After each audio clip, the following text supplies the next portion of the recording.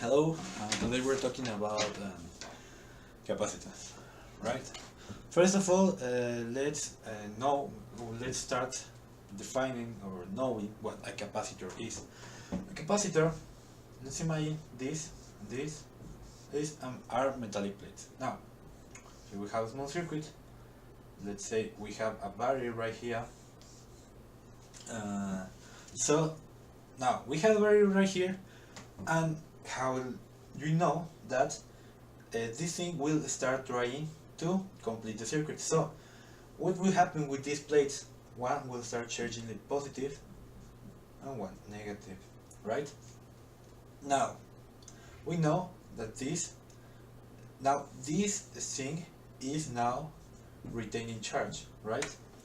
Now you will ask yourself, what would you use a battery to charge a capacitor when a battery does the same? Well, actually don't. A battery will generate energy in a constant way, right? Now, a capacitor, when we quit this or we complete this circuit, it will release energy pretty fast. Now, right? Good. Now that we know that, let's put some examples. Now, imagine Earth. Here we have Earth.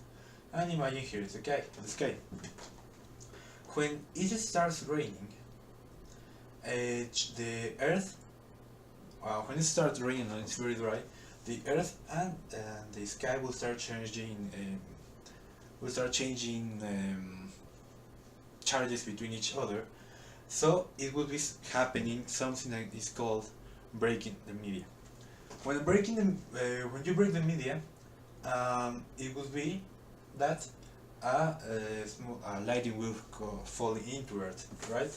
Now, something similar happens when you are walking in a store, for example, and you touch a piece of metal and you receive a small discharge. Something like that happens. You were charged positively or negatively, and the piece of metal you touch will receive discharge, or well, in this case will be in both sizes, right? Now let's have something more we can see, right? This racket is to kill mosquitoes. Yeah, it works with two AA batteries, you know. And how this works? Well, in this case we don't have electric plates right here, but we have some metal works in some kind of wire network, however you can it. Now, what we happen here is that we press this button we have here, and it will start charging each part, one positively and one negatively, right? Now, in this case, imagine that you will have a mosquito that you could catch with this. What will happen is that it will discharge, right? Now, a mosquito is not a very good it's not a very good conductant, but it will kill it. You won't die if you touch it, but it will hurt. It have already happened to me. Now, we know that what a capacitor is perfectly, right? Now, how a capacitor is measured. It's measured in a unit called Farad, right? It's in honor of the physicist called Faraday. Great. Now, capacitance can be calculated by charge divided by the voltage, or we also have another equivalent, which is epsilon zero. I will explain in a moment what is epsilon zero times A divided by the distance. Now, let's look again to our metallic plates, right? We have this one's positive, this one's negative, perfect. Now, the capacitance in this case will be bigger when the area of the plate is bigger. Let's imagine this one is bigger. Now, as we know, between the area is doubled, it will double its size, right? Now, it's also important to know that between higher the distance, also the capacitance will be smaller because it is inversely proportional as it is proportional to the area, right? Perfect. Now, um, this distance has to be small compared to the area of the plate. Why that happens? Well, because we need that an electric field is generated between each of these plates, right? If no field is generated between each of these plates, we will not be storing any energy because we will have the plates, but these charges will never know that their other charges are here, right? So it's like, no, you want to go to a special store, but you never know that it's there, so you never go. Something would be like that, right? So remember, this distance has to be small compared to the area of the plates, right? Perfect. Now, while you know that, this array of having two plates, one of each other in front of other, it's called parallel plate capacitor. All right? Good. Now, as we said, the capacitance also depends on the geometry of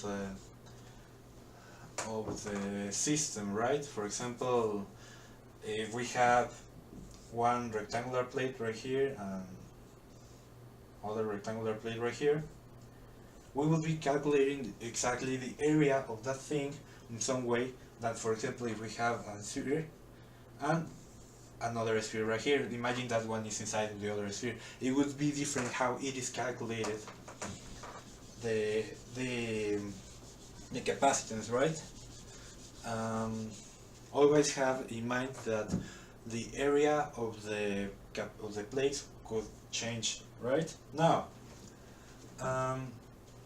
such as in circuits and resistance, capacitors can work also in series and in parallel, right? Let's work first in series, right? In series we have a pretty simple formula, right? 1 C total. Let me first of all draw a diagram. Sorry. Let's imagine we have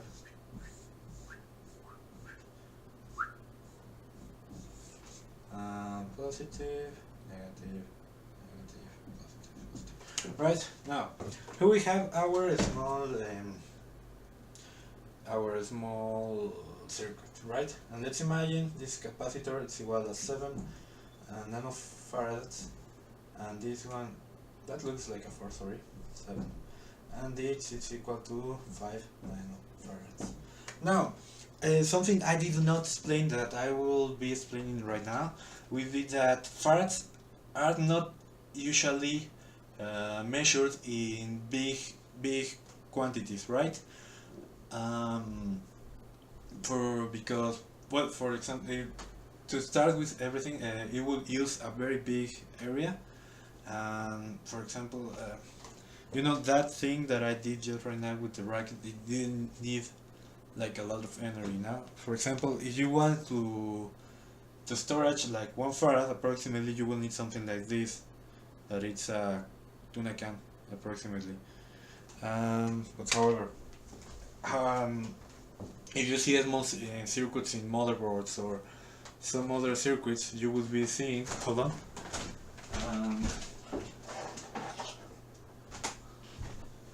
like in this case, look at this one. This is not as big as a tuna can. The bigger one is right here.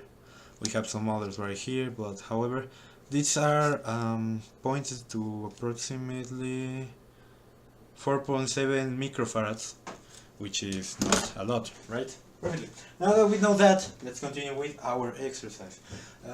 These are calculated such as in parallel resistances.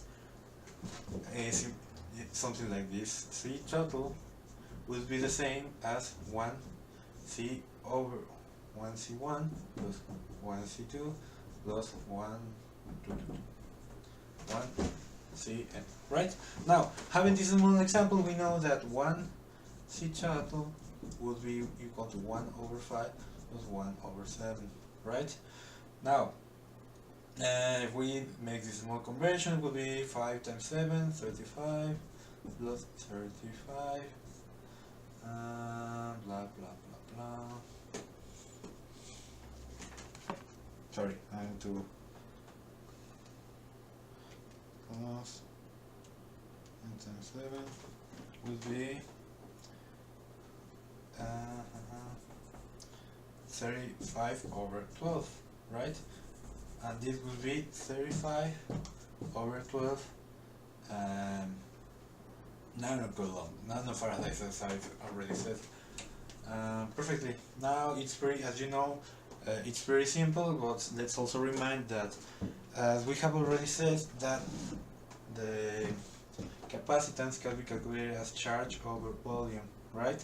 So we can use this equivalent to know that this would be equal to volume over charge is the same as 1 over C1 plus 1 over C2 plus 1 over Cn. Sorry, n. Right? Perfect. Now that we know that, we can go to the parallel stuff. Now, parallel is pretty simple. It's just like summing up resistances. Sorry, it's my guide to know why I'm talking about. Let me erase this quickly and let's go. Then parallel. We have, let's draw quickly a small diagram.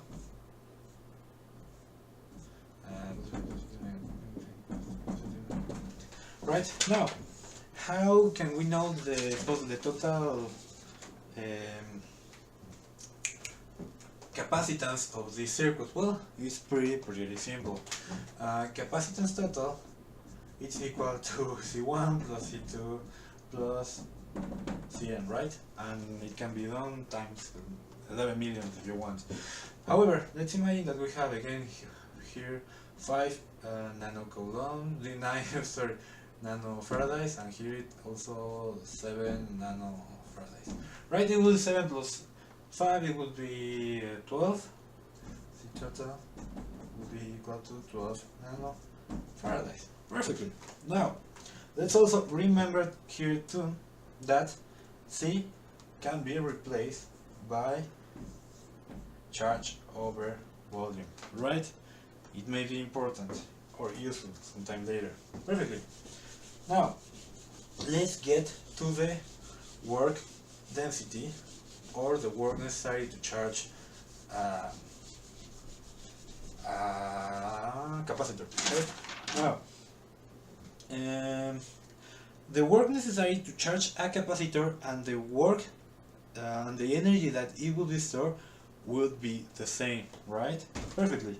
Now that we know that, we know that U is the same Q squared Tc. Hold on, I will explain something about these formulas in a few seconds. Correct. And 1 over Q over times the voltage. Now, if you remember more or less the potential energy formulas of physics 1, you will know that it's almost the same, right? A capacitor, as we know, can store energy. So this way we know that a capacitor and the potential energy of a body would be not the same, but something pretty similar.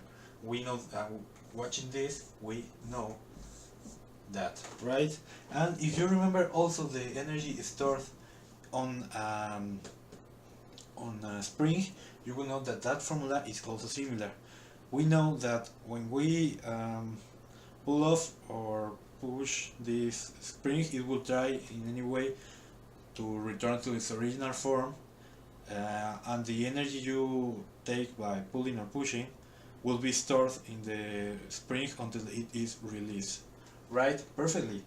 Now that we know that, that's the energy required to charge a capacitor, and also the energy required to this also the energy that the capacitor probably will store. Also, let's remember that um, maybe it can change a little bit in real life because all of this is theoretical. Just a little comment. So now let's talk about what an electric is. An electric, it's something pretty simple. Remember our metal plates, right? That we've been using to the last minutes. Now, let's imagine again we have a small circuit, plus, minus. Good? Perfectly. Now, let's imagine that instead of air or vacuum between each of these plates, we have a piece of plastic, right? What will it do? Well, the problem about having two metallic plates separated is that the vacuum will not let you store a lot of energy, right?